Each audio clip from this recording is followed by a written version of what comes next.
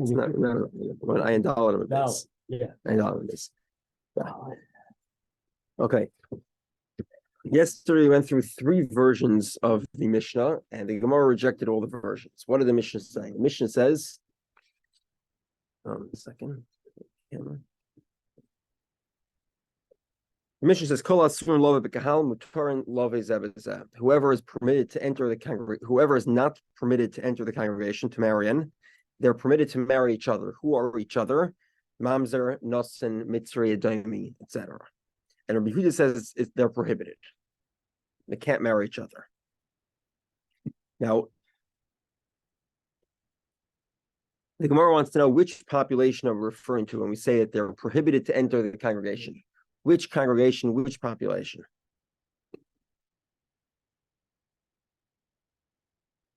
Now, presumably the simple way we learn the Mishnah is that we're referring to the general psulim. We're referring to a mitzvah and a daimi, etc.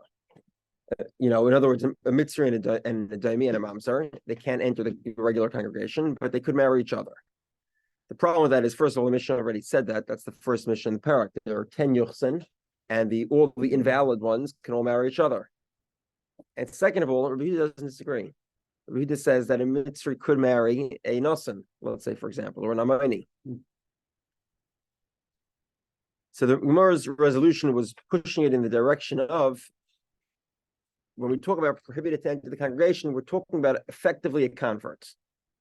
And which congregation is he not allowed to marry? A kohen. This is a debate we've seen in the Gemara previously. According to Rabbi Yehudah, a ger cannot marry a kohen. And now this is true in general according to everybody for different reasons. Because every gioras is a potential zaina. Because she potentially had slept with somebody who is with someone who is invalid to marry a kohen, i.e. another non-Jew before she converted, except if it wasn't possible. How would that happen? If she converted before she was of the age where her sexual encounters would have a carnal status.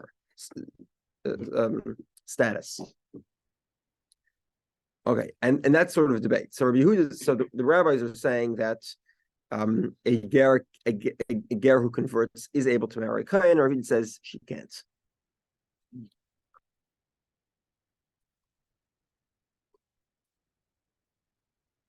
I'm sorry. 1 second. I'm sorry. According to the rabbis, a convert cannot marry a kohen, but they couldn't marry a mamzer. And according to Rabbi Yehudah, they cannot marry a mamzer. We had a few variations of the same Gemara. Okay, we're headed down the page now. And we're finally at the second to last variation, which is... Excuse me, Rabbi, now that we've re-entered the world, what page are we on, please? Okay, we're on 74b. Give me a second. I'm not sure where yet. Hold on a second. Great, thank you. We're at Amar Rabbi Baravua, about 2/3 of the way down. First one line is Rav Nachman. I'm sorry, Amar of Nachman, actually. Amar Rabbi Baravua. This, I believe, is the fourth version of Rabbi Yehudah. El Amar of Nachman, Amar Rabbi Baravua. Hachar mamzer me'achoisei u'mamzer me'eshes ish ikebeinayu. The debate here is something completely different than until now. We basically had 3 versions, all similar, but effectively pointing to the fact that Rabbi Yehudah does not allow a convert to marry a mamzer, and the rabbis do. And now the Gemara is saying, no, we're talking about something else entirely. We're talking about how do you create a mamzer, and this is really the debate. So now, if you go, this really takes us back to Yavamis, which is until now we learned Asar. The mission is very clear that how do you make a mamzer? A mamzer is the progeny of a severely prohibited relationship. It's so prohibited that there's no Kiddushin. However, that's subject to a debate. There are really 3 opinions here. One opinion is what I just said. In other words, you marry your sister, you marry your mother, daughter, etc. All the 16 different forms of arayas, which have no Kiddushin. By the way, you can't marry your mother. Then, but a person's mother is eligible for Kiddushin, so therefore the child is a mamzer. However, there's 2 other opinions. One opinion says a mamzer is exclusively the progeny of adultery. The woman was married and she was adulterous. That is exactly what makes a mamzer, nothing else. And by the way, married here means married in the looser sense. Married means legally married, which means either nesua or arusa. Either way, we make the child a mamzer. And then we have Rabbi Kiva. Rabbi Kiva sort of has the most expansive definition of a mamzer.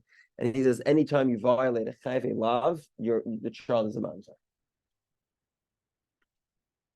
In other words, you marry an Amayni or a Mayavi, child is a mamzer. Marry a non-Jew or a slave, also a mamzer. So if a Jew marries a non-Jew. According to Rabbi Kiva, if a Jew marries a non-Jew, and that would be whether it was the male or the female side. If it was a male Jew marrying a female non-Jew, the child is not Jewish. Okay. Potentially he would be a mamzer as well. So if he converted, he'd have status as a mamzer. I'm not sure about that. And if the child was the progeny of a non-Jewish male and a Jewish female, the child is Jewish but a mamzer. Now, halacha does not follow Rabbi Kiva. All right. Okay. It could be nice. Okay. Tanakama suffer afilu mamzer me'achayse nami have a mamzer. The child of a sister, an erva, is also a mamzer. Rabbi Yehudah suffer me'esh sish have a mamzer me'achayse lo have a mamzer. Well, Rabbi Yehudah. Okay, so according to this version, 1 second. Let's finish and then I'll explain it. Okay. Rabbi Yehudah says the only way to become a mamzer is from a married woman. A married woman who's adulterous is the only way to make a mamzer. So the Gemara says, "My kamash malon." This seems to be obvious. Tanina, we already have machlekes. Ezehu mamzer, who's a mamzer? Kol shehu b'lo yavai. Div Rabbi Kiva. Rabbi Kiva says basically whoever you have a prohibition to marry is a mamzer. The child of that relationship would be a mamzer. Shimon atimani omer kol shechayoven of koris d'shemayim. Anyone who the penalty is koris, spiritual death. V'halacha kedvarov, and the halacha follows Shimon atimani. And this is our mission of the beginning of Asar Yochsan. I'm sorry. This is in Ha'imer. This would be kol she ein lo olav kiddushin aval yesh lo al acherev olav kiddushin. In other words, the woman who you have can't marry, but she is otherwise an eligible marriage candidate. And Rabbi Shua Omer kol shchiyav al misas bezdin. Rabbi Shua says anyone who you're chayev capital punishment for, which would be adultery and a few others, I believe. There might be a few others besides for adultery, where you have capital punishment as the penalty. Okay, Rava says. Okay, 1 second. Okay, so basically, what's the resolution of the Gemara? The resolution basically is that when we talk about those that are prohibited to the congregation are allowed to intermarry, and Rabbi Yehudah says no, they're not allowed to intermarry. What they're really saying here is the rabbis have an expansive definition of mamzer. Rabbi Yehudah has a narrow definition of mamzer. Therefore, the mamzerim of the rabbis, Rabbi Yehudah would not allow to intermarry. Why? Because Rabbi Yehudah holds to not mamzerim. They can't marry him. Repeat that last clause. You went so quickly. The rabbis have a very expansive view of mamzer. Okay. Right. According to Rabbi Yehudah has a very narrow view of mamzer. That means a candidate who the rabbis say is a mamzer, Rabbi Yehudah actually says is prohibited to marry a mamzer. Does that make sense? Mm-hmm. So the rabbis say whoever can't enter the congregation can't intermarry, and Rabbi Yehudah says not so fast. There are those that you're claiming. I'm sorry.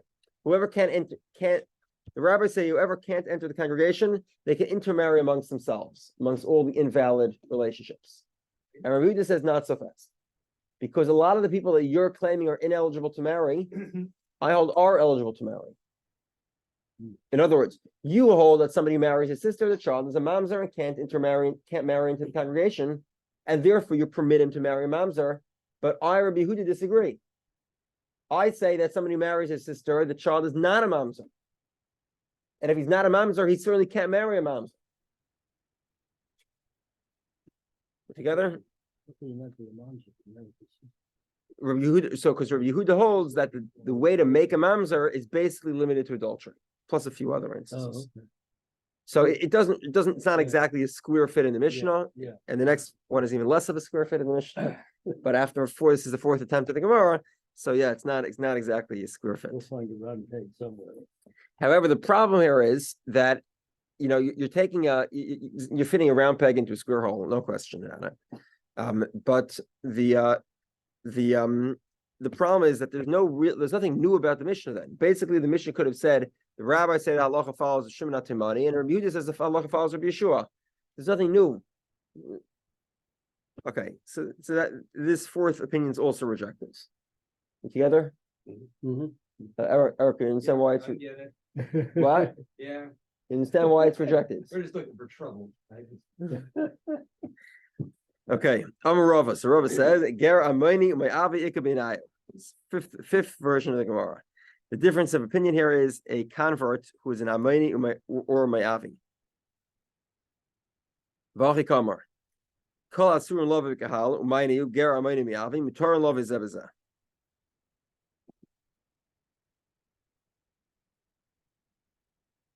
Okay. In other words, this is a very, very, very stretched version of the Mishnah. So I'll tell it to you outside, and then I'll try to square it into the Mishnah. It doesn't fit very well. This is basically the debate. Rabbi Yehudah says, we go back to the original version. The framework we saw yesterday is the rabbis say that a convert can marry a mamzer, and Rabbi Yehudah says a convert cannot marry a mamzer. How you together on that? Yeah. However, Rabbi Yehudah says it depends what type of convert. A convert that is otherwise eligible to marry a Jew can't marry a mamzer. But a convert who's not eligible to marry a Jew, what does that mean? An Amayni. You have an Amayni who converts, right? What does the Torah say? He can't join. He can't really join. He can convert and he could be Jewish, but he can't join the congregation. Says Rabbi Yehudah, because he can't join the congregation, even though my typical opinion is that a convert can't marry a mamzer, a convert who's ineligible to join the congregation is able to marry a mamzer. Together on that? Now, it doesn't really fit well with the Mishnah. The Mishnah seems to imply the rabbis permit and Rabbi Yehudah prohibits.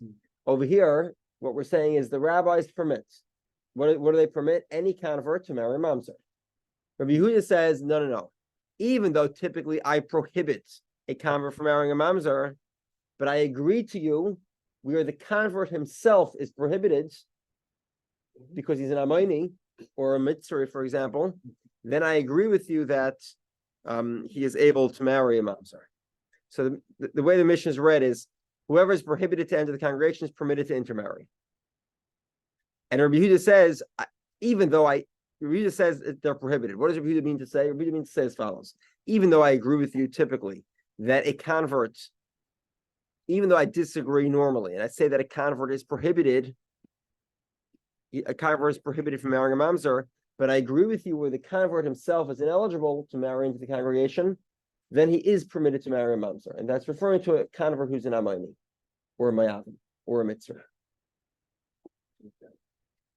Makes sense? You're right on with the coffee. Every line today. There's a good Costello routine in here somewhere. Yeah, this is by the way, this was not an easy Gemara for me to prepare either. It's Right. Okay. Whoever is prohibited to enter the congregation. Who are referring to?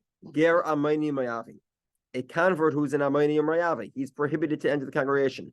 Mutar and Lavi Zebezeh, they are permitted to marry a mamzer. A convert of an Amayni is prohibited to marry a regular Jew, and they are permitted to marry a mamzer. Why does Rabbi Yehudah say that they're prohibited? This is what Rabbi Yehudah means to say. Even though typically Rabbi Yehudah prohibits a convert from marrying a mamzer, a convert to marry a mamzeres. This is true only of a convert who is able to marry into the congregation. But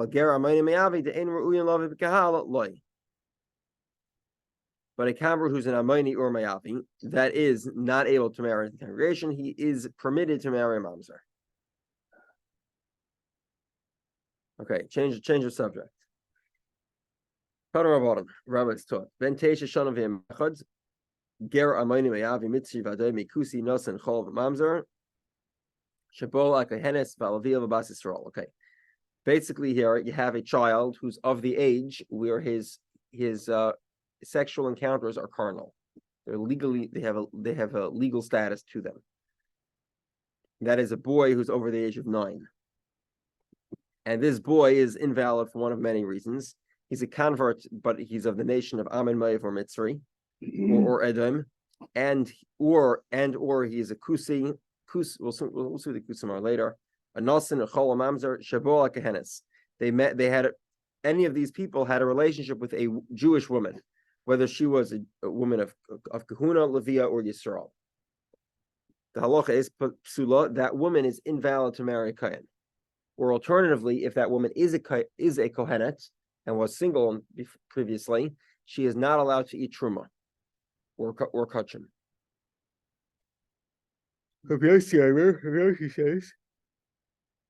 Okay, so and basically the sort of the next step of the Gemara till the middle of Ayin Ham and Aleph is sort of trying to define what makes a woman invalid to marry a Kohen.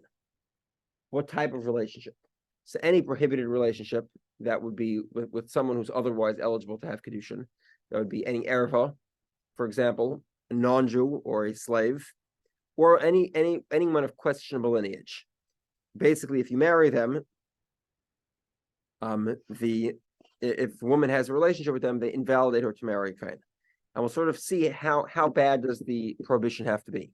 Because remember, a Yisraelis is allowed to have a relationship with a Chol. There's nothing wrong with a Yisraelis choosing to marry a child of Aaron who's not a Kohen. But in this Gemara, we're saying clearly that a Cholol makes the woman who he has a relationship with into a Zaina, which means she's no longer eligible to marry a Kohen. Rabbi Yossi says, Kol shezari posel, paisel. Kol she'ein zari posel, ein a paisel. If the children will be invalid, then the woman, in other words, if the children of this affair are not kosher to marry a Kohen, then the affair itself makes the woman ineligible to marry a Kohen. Rav Shimon Gamliel has a very similar version. The Gemara will try to figure out what the difference is. Okay, so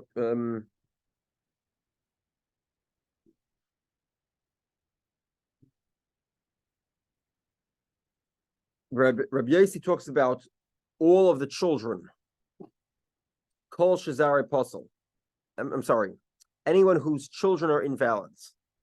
And Rabbi Yehudah has a slight variation on the same theme, which is Kol sha'at noise bitay. If you can marry his daughter, you can marry his widow.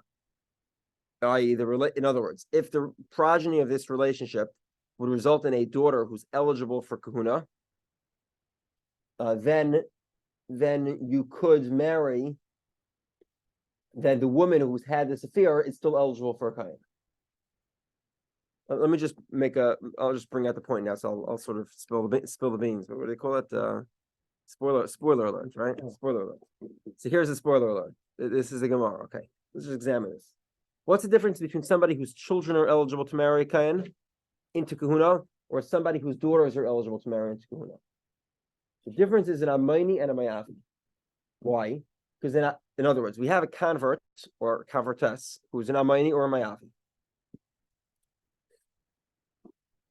Their sons cannot marry kohenets, but their daughters could, because it says amayni v'lo amaynis. According to Rabbi Gamliel, if a kohenet has a relationship with an amayni, if a Yisraelis has a relationship with an amayni, which is prohibited, by the way, she is still valid to marry Kohen. Why? Because her daughter is eligible to marry Kohen. Because her daughter is an amaynis and not an amayni, and an amaynis is eligible to marry Kohen. However, according to Rabbi Yossi, are her children eligible to marry Kohen? No. Her sons can't marry Kohenet. It's prohibited. They can't marry Israelis also, by the way. A Yisraelis either. An Amayni cannot marry Yisraelis. A female Yisrael. Okay, so that's the difference of opinion between Rabbi Yossi and Gamliel, which is a spoiler alert in the Gemara later on. Okay. The kolsha iyatanoise bitoy, if you cannot marry their daughter, iyatanoise amanosa, you cannot marry their widow. Okay, ma'ike ben Tanakama ben Rabbi Yossi. So the rabbis have this long list, right? Called a Megillah, of all the people, basically everybody who's invalid, You marry them, the woman has an affair with them, she's not able to marry a Kohen. We're talking about a woman who's either a Kohenet, Levia, or Yisraelis. Okay. According to Rabbi Yossi, it depends on the eligibility of their children. What's the difference of opinion? The difference is a second generation Mitzri. Why? According to the rabbis, a second generation Mitzri, is that a prohibited relationship? Of course. It says Dar Shlishi of Ayuhen, only a third generation. But as a second generation Mitzri's children invalid to marry Kain? Answer is no. Right? So according to Rabbi Yossi, a Jewish woman who marries a Mitzri Sheni, who has an affair correctly with a Mitzri Sheni, or marries him and he dies, is eligible to marry a Kain. Kain's allowed to marry a widow. But according to the rabbis, she is prohibited. She's prohibited to marry a Kain because she violated Torah law by marrying a second generation Mitzri. Okay. And basically the idea here of all of this is a Kohen Gadol. That's the source. Okay. What is the Torah says? A Kohen Gadol who marries an almana, a widow, lo yechalel. Yechalel is plural. Could have said lo yachel, like it says by neder. When the Kohen Gadol has a relationship with an almana, he makes multiple people into chalalim. Who are the multiple people? The woman who he had a relationship and the potential child, if she conceives. That is how we know that a woman becomes prohibited by a prohibited relationship to marry a Kohen. And the question is, what exactly is the comparison to a Kohen Gadol? There are three potential comparisons here. Okay, number one, just like a Kohen Gadol is prohibited, anyone who's prohibited, that would be the rabbi's opinion. The Kohen Gadol is not allowed to marry an almana, and if he does, the woman herself turns into a zayda, who's not allowed to marry a Kohen. So too, every woman who engages in a prohibited affair, like for example, a woman who marries a Mitzri Sheni, she becomes a zayna. She can't marry a Kohen. That's for the first version. The second version of this is just like the almana, just like the Kohen Gadol marries an almana, he turns the almana into the widow. Why? Because he turns his own children into chalalim. Not because the relationship is prohibited, but because his children are chalalim. That would be the opinion of Rabbi Yossi. And according to Rabbi Gamliel, it has to be that all of his children are chalalim, as opposed to an Amayni. Not all his children are chalalim, are invalid to enter the congregation. Some of his children are able to, his daughters. So sort of what's the common denominator? That's the focus of the reason why the Kohen Gadol invalidates the almana from ever marrying a Kohen again. We're together? We're together? Okay.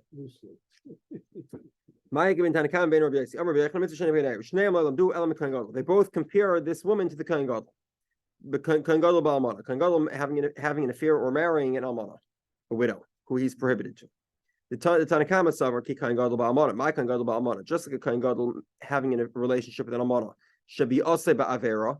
The intimate relationship is in sin. He's not allowed to marry an almana. Upaisal ba. And therefore invalidates her from marrying any other Kohen. Afkal shabi ose ba'avera paisal. Any woman whose relationship is prohibited becomes invalid to marrying a Kohen by engaging in that relationship. So far, so good. Rabbi Yossi says, I also compare it to the same thing, but I have a different common denominator. My Kohen Gadol ba'almana shezarei posel upaisel, just like a Kohen Gadol who marries an almana, whose children are invalid, their children are chalalim, and they make their children invalid, also into chalalim. Afkal shezarei posel upaisel. Who any relationship where the children would be invalid to enter the congregation, that results in the woman becoming invalid through the relationship to marry Kain. Lafuke Mitzri Sheni, to exclude a second generation Mitzri, She'ein Zare Posel. His children are not invalid. To Amar Kra, the verse states, the third generation, they can enter the congregation.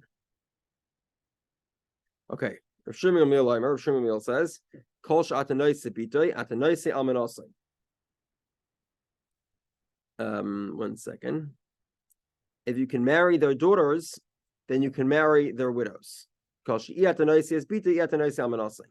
you can't marry their daughters, then you can't marry their widows. You can't marry, that relationship would make the woman invalid to marry kain. So this is the spoiler alert. Ma'ika ben Rabbi Yossi and Shmuel. What is the difference of opinion between Rabbi Yossi and Shmuel? Amar Ula says Ger Amayim Yavi Yikabenayu. A ger from Ammon and Moav is the difference. We'll explain. Okay. We both compare it to Kohen Gadol. Ba'almana, with Kohen Gadol marrying a widow, where the woman herself becomes invalid to marry Kohen. Rabbi Yossi Savar ki Kohen Gadol ba'almana. My Kohen Gadol ba'almana shezari paisel, afkol shezari paisel. The Kohen Gadol marries an almana.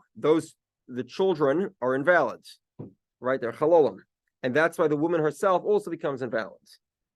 So similarly, every time a woman has a relationship with a man where their children would potentially be problematic, that relationship invalidates someone from marrying a kain. That's the opinion of Rabbi Yossi, which we saw previously. Rav Shimon Gamliel says Kohen Gadol ba'almana. He has a different take on it. My Kohen Gadol ba'almana should call zari posel. Afkol should call zari posel. When a Kohen Gadol has a relationship with an almana, he creates both a cholol and a chalolah. All his children are non-kosher, and that's why he invalidates the woman to marry a kain. Similarly, in order for a woman who engages in a prohibited affair to become invalid to marry a kain, it must be the case that all her children are invalid, as opposed to an amayni where not all of her children are invalid. The daughters are permitted to marry. Okay, only the males are problematic, not the females. Okay, Amar Chizr says, everyone agrees that an almanas isa is invalid to marry kain. What is an almanas isa? An almanas isa is basically a woman who gets married to a man or has a relationship with a man who is a suffix chol. So the woman now is a suffix whether or not she can marry a kain. Everyone agrees that this almanas isa is not allowed to marry a kain. Man mekel bahani. Who's lenient? Rav Shimon bahani tanai. Rav Shimon Gamliel. Rav Shimon Gamliel is the most mekel of all these opinions. He's the most lenient, right? In other words, if we had to categorize people by how many men will invalidate a woman to marry a kain, according to the rabbis, any prohibited relationship. Rav Yossi subtracts mitzri, and Rav Gamliel, in addition to subtracting mitzri, also subtracts amayim mayavi. Right? So he's the most lenient. The Ka'amar and Rav Chiz is saying, Kol Shatanoi Sabita, and his opinion is, Kol Shatanoi Sabita, Atanoi Salmanose. Kol Shatanoi Sabita, Atanoi Salmanose.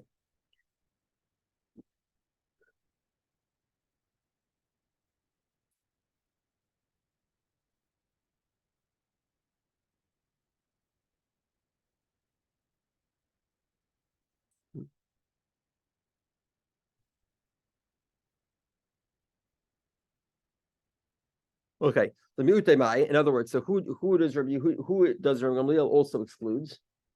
Rabbi Gamliel excludes almanas isa, this woman who married a suffix cholol.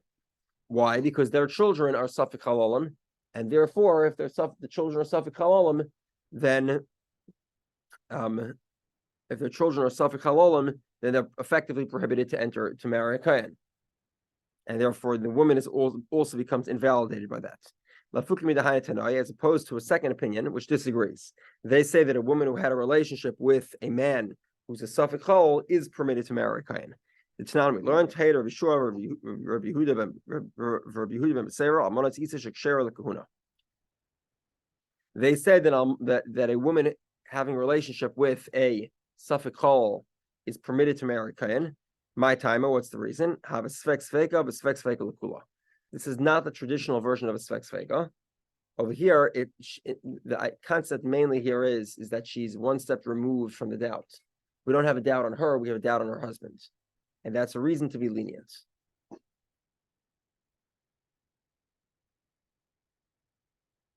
Okay, let's continue. We together? Let's continue. Not quite. Let's continue. It's difficult stuff, okay. Vadon muter. Okay, let's review the opinion of Rabbi Elazar. Rabbi Elazar is a very interesting opinion. He says that a mamzer is allowed to marry a mamzer. A mamzer cannot marry a suffix mamzer, a shtuki. A shtuki cannot marry a mamzer. Not only that, a shtuki can't marry another shtuki. Why? Because maybe one shtuki is kosher and the other one's a mamzer. Right? So his critical idea is sfeikon b'sfeikon is also prohibited. Sfeikon b'vadon and sfeikon b'sfeikon are prohibited. A suffix anything cannot marry a certainty, and neither can they marry each other. And what? He's the worst. He's the worst. Yes. So who are the examples of sfekas? Who are the examples of doubts? 3 people: a shtuki, an asufi, and a kusi. We'll explain what kusim are in a moment. The kusim are in a moment. And we'll also talk about how it could be that a nation of people, the kusim, each one is his own doubt. Each person has to be different, right? Because if they're all the same doubts, then why can't they marry each other? Either they're both good or they're both not good, in which case that's also fine. We'll have to explore that. Okay. Rabbi Yehudah says in it, Rav, halacha Rabbi Eliezer. The halacha follows the opinion of Rabbi Eliezer. Kamrisa kamei the Shmuel. When I said this in front of Shmuel, he wasn't happy. He says, no, Hil Shon Asar Yochsen Alam Mibavel. The Kulan Mutarin Lavi Zebezeh. Shmuel clearly says that a shtuki is allowed to marry a mamzer. And now you tell me that halacha follows Rabbi Eliezer? No, it doesn't follow Rabbi Eliezer. But down to look Rabbi Eliezer. So Gemara says it can't be. Okay. Rami de Rav, Rami de Shmuel. Complicated question here. Okay.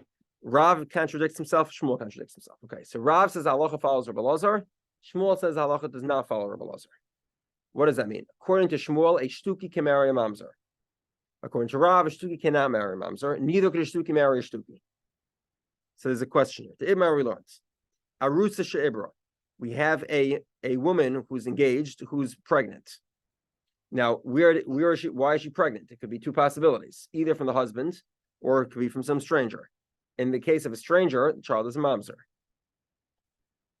Rav says havlad mamzer. The child is a mamzer. With Shmuel Amar, and Shmuel says havlad shtuki. The child is a shtuki. Now, 1 second. According to Rav, by Rav saying the child is a mamzer, what's Rav saying? He's permitted to marry another mamzer, but he's not permitted to marry a mamzer. He's a suffix mamzer. Right? And according to Rabbi Eliezer, a suffix mamzer cannot marry a mamzer. So how could Rav say that he's a mamzer and effectively that he's allowed to marry another mamzer that contradicts the opinion of Rabbi Eliezer? We're together in that question? Now, on Shmuel, it's also difficult. Why? Shmuel says the halacha is, 1 second.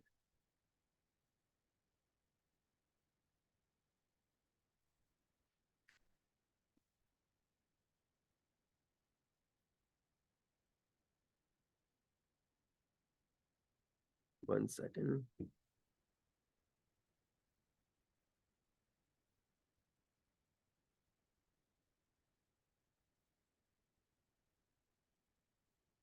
Not sure why that's the question, Shmuel.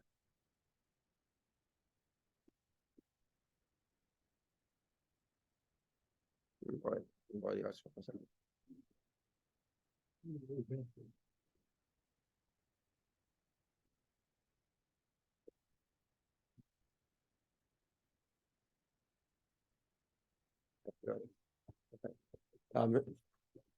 In other words, Shmuel saying the child of this relationship is a shtuki. Presumably, the Gemara is presuming here that the reason why Shmuel is calling the child a shtuki is because Shmuel is saying that he's prohibited to marry both a mamzer and another shtuki, or a regular Jew for that matter. So in other words, what's Shmuel saying? Effectively, Shmuel saying the opinion of Rabbi Eliezer. If somebody's a shtuki, he's the worst off, which is a contradiction of his own opinion because he says halacha is not like Rabbi Eliezer. We together? Mm-hmm. Okay. So the Gemara says Epoch, switch it around. Rav says the child is a shtuki, meaning like Rabbi Elazar's opinion, he's the worst off. Shmuel Amar Vlad Mamzer, Shmuel says the child is a mamzer, meaning he can marry another mamzer. Okay, fine. So the Gemara says if that's the case, Tarti Lamali, why does Rav and Shmuel need to repeat themselves? They basically are having a double debate whether the halacha follows Rabbi Elazar or like Hillel, the first mission of the parak. So the Gemara says tzricha, it's necessary. If it would have just said one scenario, I would presume that Rav says the child is 1 second. The reason why Rav says that a shtuki cannot marry a mamzer is because Rav is suspicious that the shtuki is actually kosher. Because the majority of the people in our Mishnah were presumably kosher people. So therefore, I would think that's what Rav says halacha is like Rabbi Lazar. But in the case where a woman's betrothed, where basically anyone she had an affair with is prohibited, except for her fiance. So yeah, the majority is people that are invalid. Maybe he would agree to Shmuel and treat Charles and Mamzer. Vietnam Bahaf would have just said the scenario of Rav Psulam, but I would say Bahakam Rav Mishum de Lamit Labaris.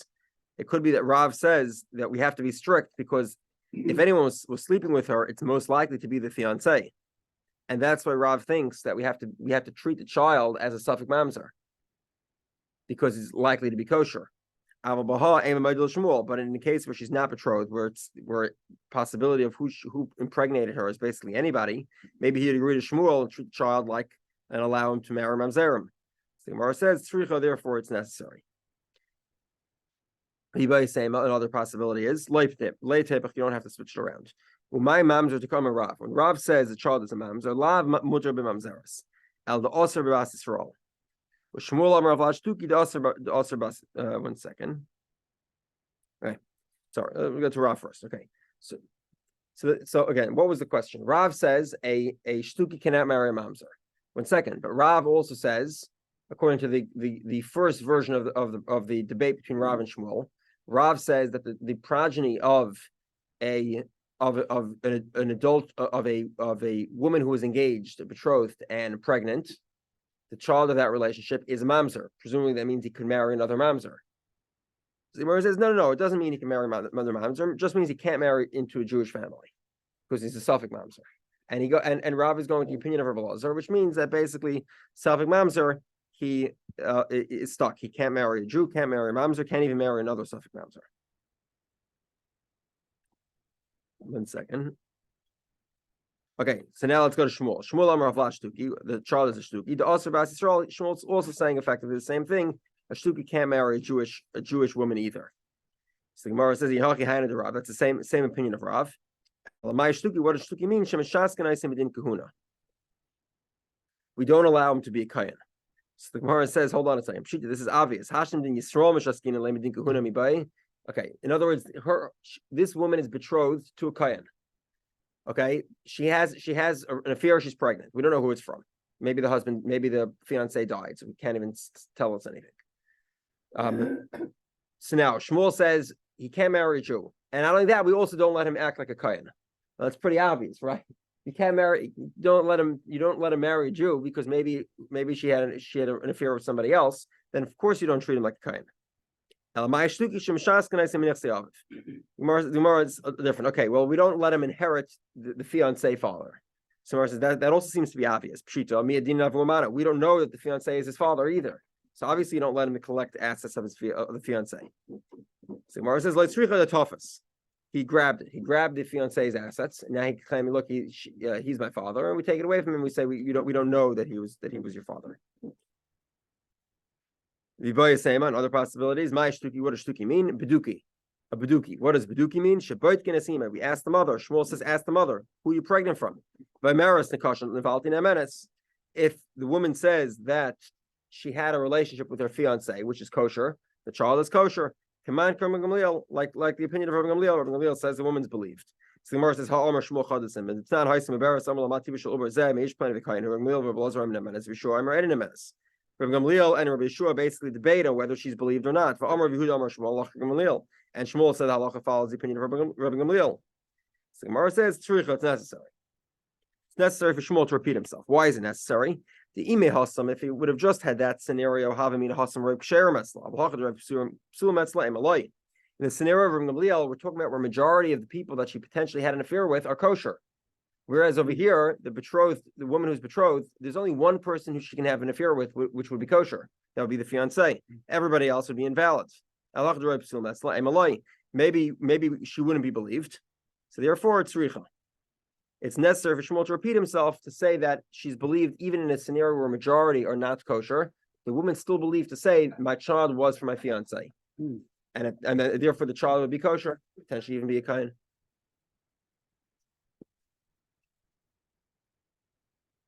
Okay, continue tomorrow. We're at Tanya, to the bottom of the page.